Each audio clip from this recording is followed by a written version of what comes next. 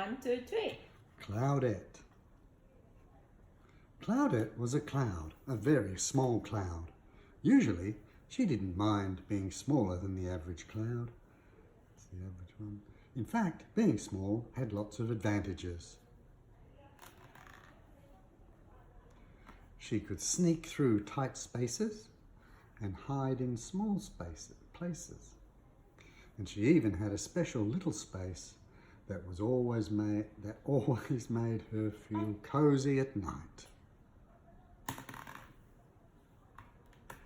But once in a while, Cloudette could see all the big clouds in the distance doing all sorts of big, important cloud things.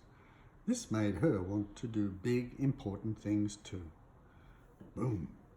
She wanted to make a garden grow. She wanted to make a brook babble.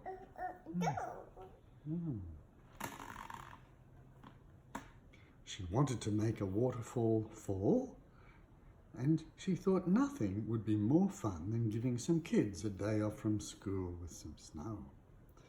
One night, Cloudette lay awake wondering what she could do that was big.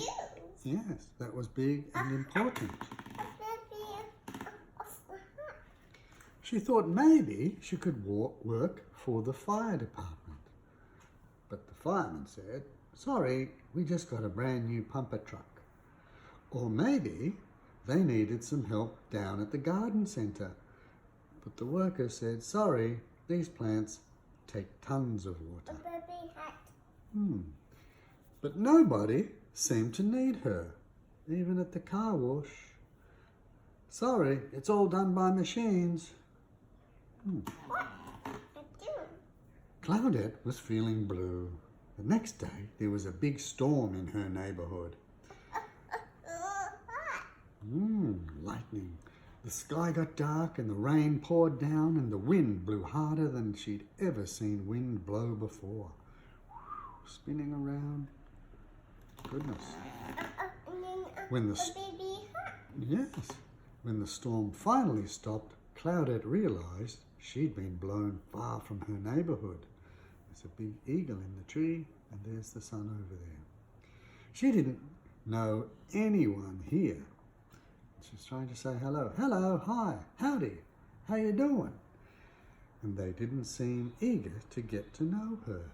That's because they were puffs of smoke. They weren't clouds at all. They were from the chimney. But pretty soon she was making new friends and seeing things she'd never seen before. A big bear. And this one said, "Welcome to our neck of the woods, small fry." "What a cute little cumulus," said the bird. That's right, happy little one, because she's making friends. "Have you seen our new pal?" "Barely," said the bear, sitting on a ledge. Then she heard something she'd never heard before. "Ribbit?" What could that be? She looked down at what was supposed to be a pond, but was really just a puddle of mud. And in the middle was a frog. "What's happened to your pond, Froggy? It dried up and now it's more like a puddle than a pond." This gave Cloudette an idea. More like a brainstorm, actually. So here we go. She held her breath until she started to puff up all over. Then she turned a nice blue-grey colour. She kept growing until it looked like she was ready to burst. Yeah, and she shut her eyes. She shook her behind until it made a little rumbling sound.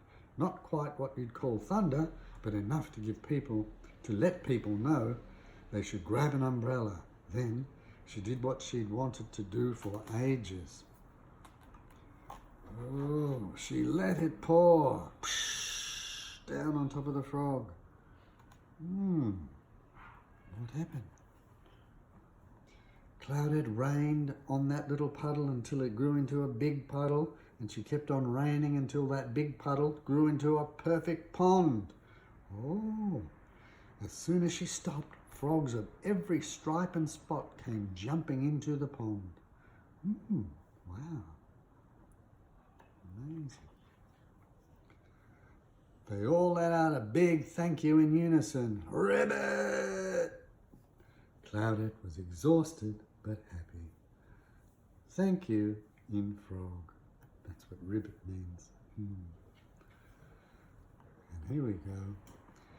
Even the higher ups were impressed, which got her thinking. That's right. A moose. That's a moose, that one. Nice work, Cloudy. Yeah, way to water. Prodigious precipitation, Pipsqueak. We knew you had it in you. I'll bet there are other big and important things a little cloud can do. Let's see. And off she went. The end. That's it.